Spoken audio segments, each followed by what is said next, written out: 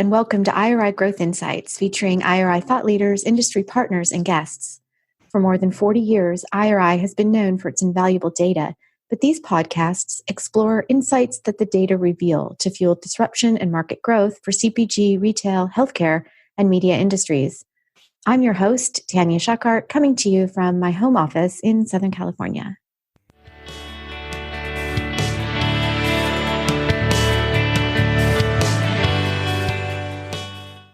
So welcome back, Jennifer Pelino. You're back. I'm back. She's the Senior Vice President of Omni Channel Media. Everyone knows that by now. Welcome, Jennifer. Thank you. Glad to be back. So happy to have you. I should have said you're back, but anyway.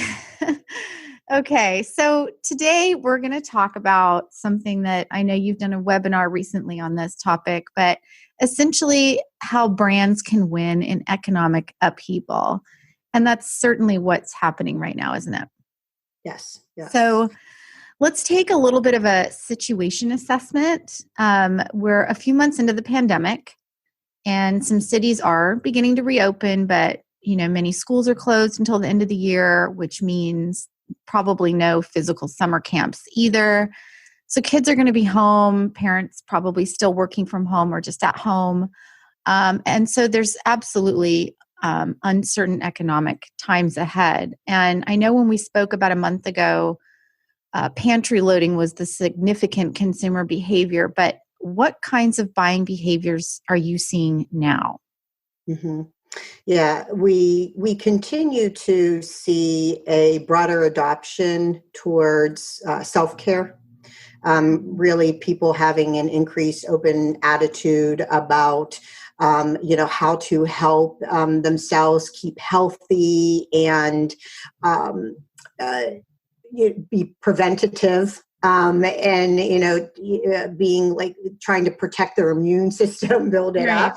And then with all of the families and the, continued sheltering at home, and while we do see some local areas moving towards, a broader opening, there still are significant restrictions that are being placed on, individuals. And also to some people, there are individuals that are not also willing to put themselves into that particular situation. And so the willingness and flexibility of people, bringing in products to their home, continuing to eat at home, their children, eating more at homes, there's still that.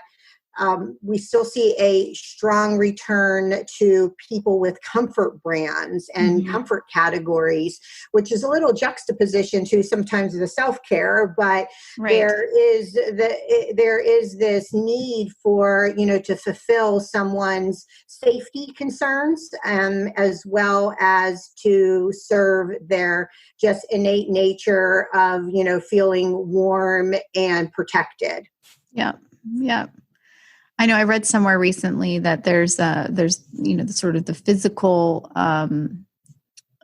physiological portion to this, and then balanced out, of course, with the psychological. So, yeah, I mean, it makes sense to me to go for a run and then eat a bowl of mac and cheese or a burrito.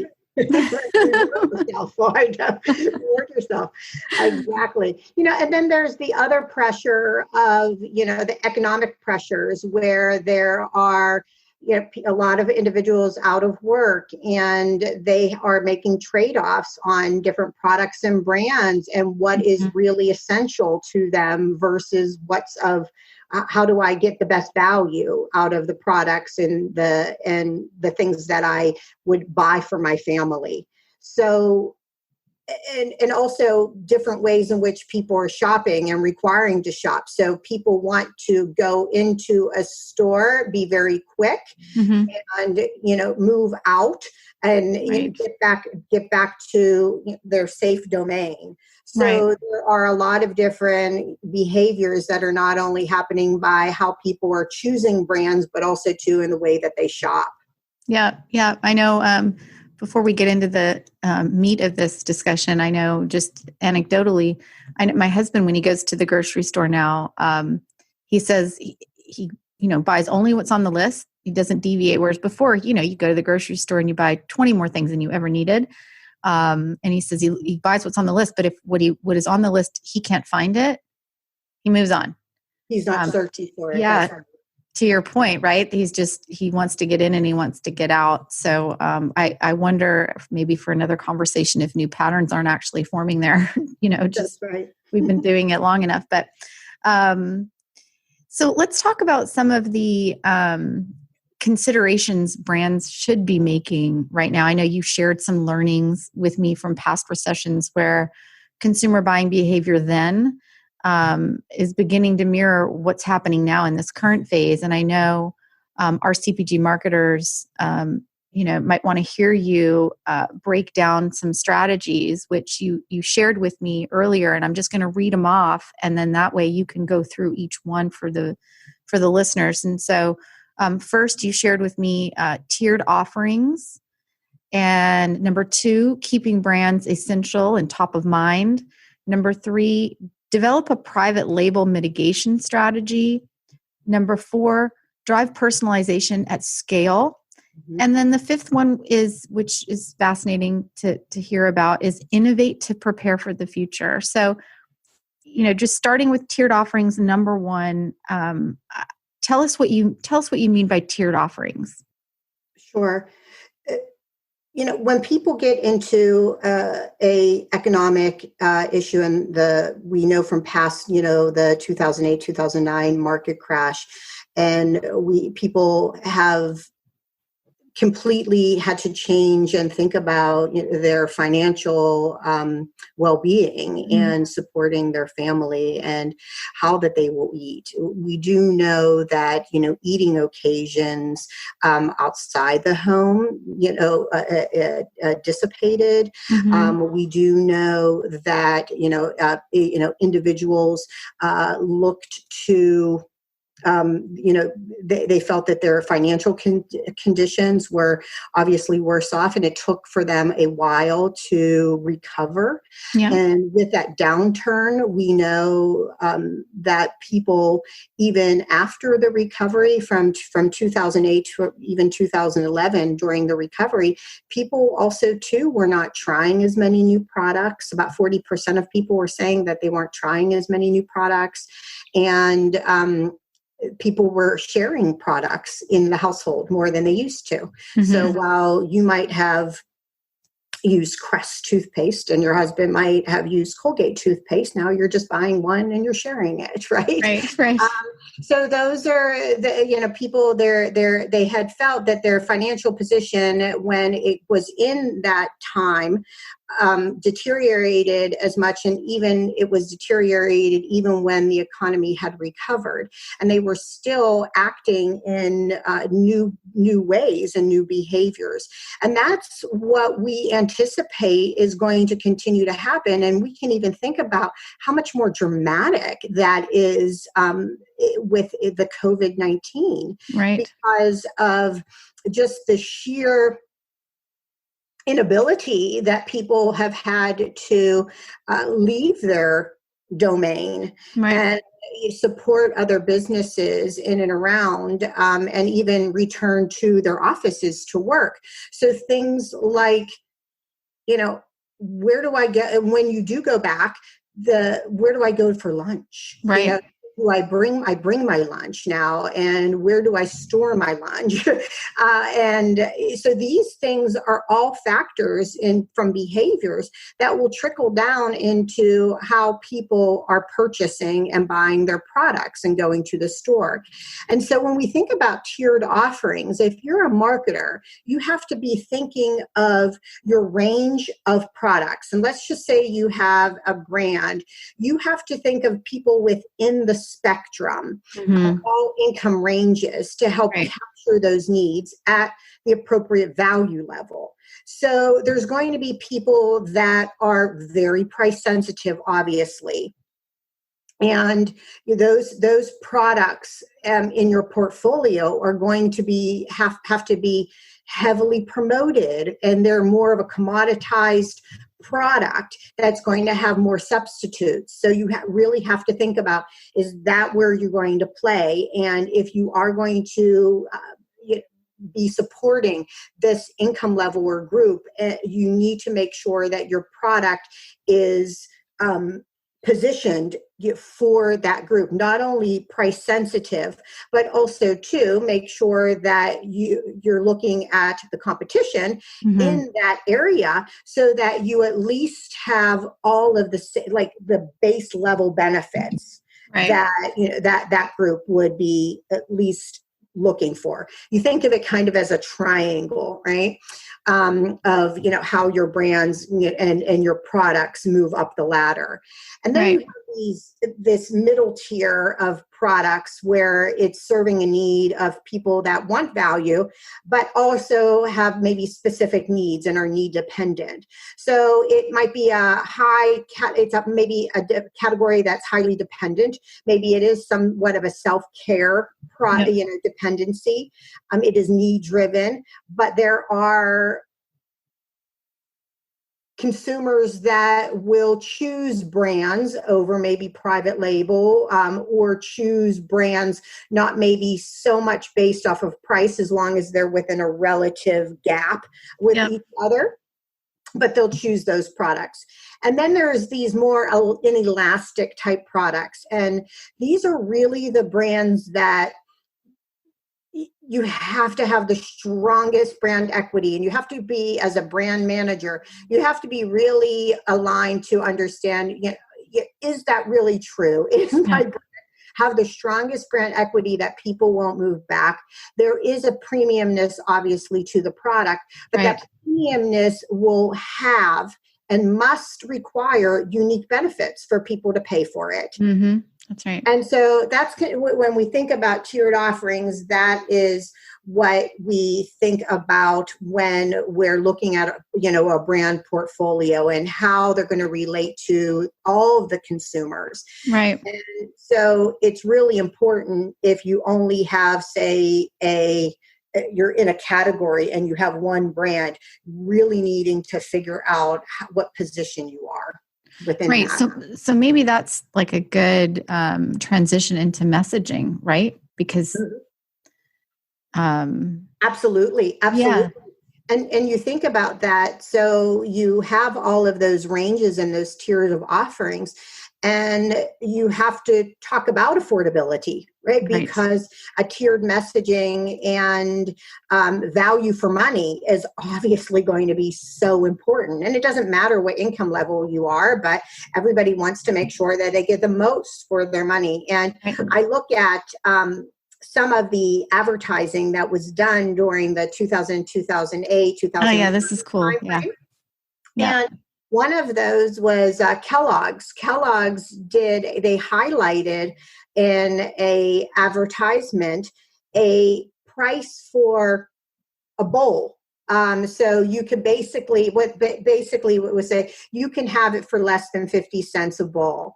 And so they were highlighting the price per serving or the cost to feed a family on packaging or in store and through their advertising, which is so important during this time, because while you do have that tiered structure, at the end of the day, that everybody within that tiered structure wants the value for money. And so this is a really good example of that. That was great. I know when you shared that with me, it was so I know at the ad you could see at the bottom was 2009 messaging, but it was so impactful for these times. It was a bowl of cereal, and a hand extended with 50 cents, so you can have a meal for less than 50 cents a bowl, which was so compelling. Is to this day.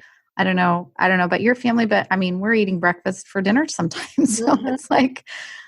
It was really compelling. I think that's such a great strategy. Yeah, and it's a convenience play too, right? Because that people don't have sometimes a lot of extra energy based off of, what is actually happening. So it's pretty easy to prepare for them, which brings me to the second point Yep. that you had mentioned, which is obviously keeping your brands top of mind, Yep. keeping them essential is what I say. And Yep. essentialness comes from the brand's qualities and their base level attributes. And so if your brand, if you have a premium brand or a brand that you're competing on in value also is, of course, good to share. We want to share that what is possible for value, but also too, as people are making trade-offs, you want to make sure that you are not becoming so commoditized off of price alone. But if people are willing to have that gap between, a little bit better of a quality of a product, then they're going to choose your brand. So you have to elevate the discussion and the communications about the differentiation that you have on your products and the core benefits. So things like quality and trust are going to be important. So we talk about, and I'm going to use just a very relative example. So I had mentioned people are going back to, if they're going to go back to the offices, and it's going to be a different way. And so probably, big cafeteria or community cafeterias are not going to be the norm anymore. That's right. Yep. And people are going to be bringing their lunches. So the luncheon meats and deli meats are going to possibly continue to rise. But now people have choices. There's all kinds of choices. You have all of the different brands, but, a brand like, say, Oscar Mayer, who has, different levels. They also have, organic and natural type of benefits too, that they could talk about, or no preservatives that they could talk about to show the nutritional benefits and the taste superiority, while also sharing the affordable benefits of these healthful meal solutions that are able to, come along with you on your daily journey back into the office. Right. So that's the trade-off you're talking about, right? Where you're not just focused on price, you're focused on, redefining, what's needed, which is potentially, to your point, we have to have meals during the day if we're back to the office, and then what's essential, and then deciding from there, cascading down if it's healthy for you, if it's not. That's right. Yeah. That's right. Yeah. And we know that consumers' wallets are going to be thinner, and they are going to be seeking, deal behaviors, that's going to expand, and they're going to go to the store. And as you had said, people are going to go in and go out, and they are going to be more flexible in their choices. And they're in that tiered situation where people are going to be much more price sensitive. So private label is going to will grow during that time. Right. And brands, the more traditional brands have to defend against that. And they have to defend against it in a couple of ways, because the private label brands are good. I mean, these are retailer brands that, they've put a lot of effort. I grew up, when they had, I don't know if people remember, I mean, I'm older, but they have these, it was when private label first started coming, they had just like white packaging with, black label that said like potato chips or something. Yes. No, I do remember that. And, now there are all kinds of retailer brands that are, terrific and great branding in and amongst themselves. Look at, Simple Truth from Kroger. It's $1 billion plus, dollars when you take a look at, all of the types of products they offer, and great quality.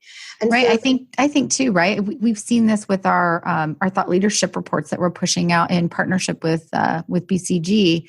We're showing that private label, edible and non-edible, is showing some acceleration. mm-hmm. Exactly. Yeah. So brands have to, take their own uniqueness and make sure that they're value positioned and part of that retail strategy. Because when you go to the store and they're going to look at the shelf, they're going to need to make sure that they have the appropriateness in programs as mm-hmm. far as promotions available to make sure, or their price, their absolute price is similar and the benefits are just as good of quality for people to switch. They should start looking at how they can enhance their retailer programs as a brand. How do they make sure that they get better access across all of the retailers' omni-channel solutions? So are you online with them? What types of products do you have online versus at shelf? And making sure that the value equation is right there. Mm-hmm. And then lastly, people are going to, as I mentioned, going to be deal seeking. Right. And so digital coupons, not just from the retailer, but, these broader organizations that have national type of coupons or national programs that give money back are going to be important for these consumers. So how do you make sure that you are either part of those programs mm-hmm. or making sure that your product is people see it as of equal value? Yeah. So you're talking about the rebate type programs online. Correct. Yeah. So staying on the meat conversation a little bit, I know that you had shared with me, so I'm looking forward to you sharing it with the listeners, that there's some numbers around new buyers that you're seeing in this cold cuts versus, lost buyers of Lunchables scenario. I found fascinating, just as a mom who sends, used to send lunches off, with the kids. I know. Right. He is charged. I went for the Lunchables sometimes, for sure. Right. Well, and a great option. Right? Yep. It's a meal. It's inexpensive to send it off to lunch. But at this particular time, where there's two things a little bit going against, where the brand has to really think about that are challenges. One, that all the kids are at home and people are preparing meals in bulk rather. So you're getting that, value exchange, right? They're buying bigger products and, everybody's eating them at home rather than individual packets, and they're not going to school and they're not having field trips where, the Lunchables are available or, used for a snack. So there's that part that's a bit decreasing because people are not in the same situations. And then the second area that's a big challenge is that just seasonality. We're, heading into summer, and the camps and are, not really available if people had to bring their lunches. And again, the behavior is changing. So they're not seeing as strong of a trajectory for that particular product over a period of time, whereas what we are seeing is the amount of new buyers that are coming into the fold of deli meats or packaged deli meats is tremendous. So, just even over the peak COVID buying weeks, we saw 6,000 new buying households. That's incredible. New buying households. And when we think about talking to these people in this shift, again, you have a portfolio. So, your Kraft Heinz, you have Lunchables, you have Oscar Mayer deli meats. You have to thinking about how do you shift in those portfolios to make sure that you're taking into effect not only the economic situation, but the behavioral changes and the seasonality, and how do you move your advertising and connectivity to consumers. Yep. And so when you have all of these households, there's an ability, and you know who those new household buyers are. You start trying to connect with them. So now you have, from that 600 some thousand individuals, now you have 3.3 million device IDs to start targeting to talk to them about all the things that we spoke about before, about value, about nutrition, about ways in which we can provide you a good, a good meal for good value. Right. Well, and even just, I know when the kids were going to school, when I was packing lunches, it was, they have such a short amount of time to eat at school. And if I don't give them something that is like quick and easy, because they're not real big on, sandwiches and stuff. And so, even now, to this exact point, we will buy cold cuts, roll them up with cheese aside and crackers. So I bought the box of crackers, I bought the cheese, and so it's that form of a Lunchable. But if I had put all of those separate things together into their lunchbox, they'd have never, ever entertained it. In fact, they didn't even use lunchboxes. They used brown sacks. And there was no way I could have put all those things together. Right.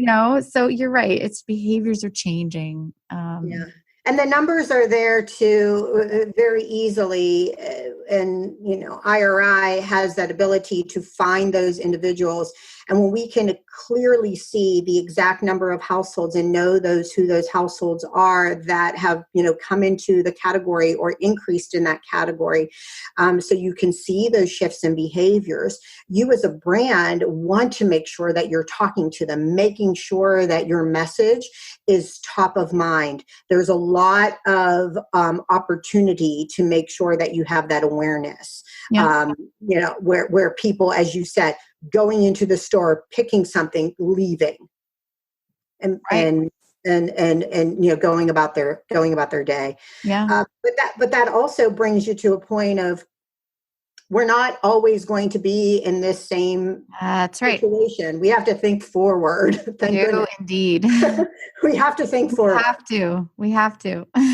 Yes. And start also innovating. So while we know these changes are happening, we also need to think about your future of your brand, in not only in the new economy, but how those new behaviors are going to affect individuals and their new consumer needs. And one of the things I think that it was a trend previously, but I think it's an interesting twist, where the trend has always been, the past trend, especially with millennials, has been towards a more sustainable environment and a more sustainable packaging. Right.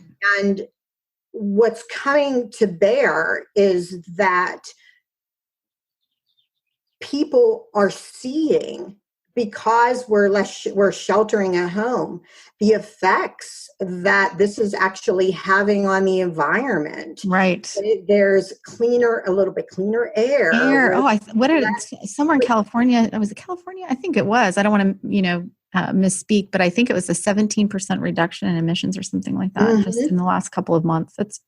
I don't know if you've been to California, but certainly Southern California, we have poor air quality on the best of days. And it has been, we've got several, just out of our window, we've got several sort of layers, if you will, of mountains in the distance. And we're rarely ever able to see that next set. And lately, sure enough, we can see that next set. So you're right. Exactly. Yeah. So now it's even more at the forefront. And then, so people should be starting, if you haven't already moved in that direction, you better start moving as a brand to make sure that you do, as far as innovation, better have sustainable packaging, you better start thinking about how you are talking about safety in the processing and making sure that what you're doing is environmentally friendly. I mean, you look at the conversations that are happening right now because of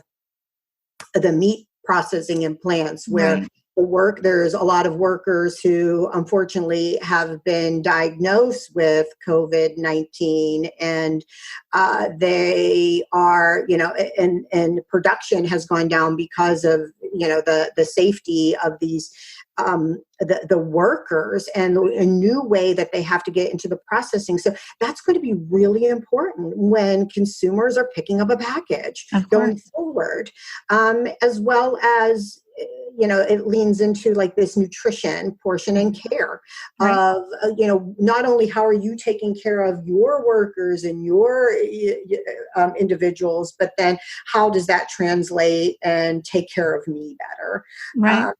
Because that self-care isn't going away. That self-care behavior isn't going away. Yeah. So it's all of those things that, we always have said, it's, I think it was Barack Obama who first said it, it's like, see the change or be the change, see the change. And, at this particular point, we need to people are seeing the change and they want to keep it going. Yeah. Well, like I said earlier, there's new patterns forming that I don't know what the rule of thumb is on this. Maybe it's 60 days, maybe it's 90 days of a changed behavior before it sticks. And I think it's been long enough that some of these behaviors are going to stick into the future, right? Absolutely. Yeah. So if we, thinking about all of those, in a nutshell, it is thinking as a brand, not only thinking about, how do you focus on today, which is absolutely important, but how do you protect yourself for the new behaviors that lie ahead, and even further thinking about the future of how do you make sure that you can still connect with your consumers and share the right message to your brands and be relevant, showing trust and empathy against these economic times. Yeah, such great considerations that brands should be making for sure. Well, Jennifer, as always, it has been just a delight to chat with you, and I look forward to doing it again soon, maybe next week. Yes, thank you. Okay. You. Have a great week.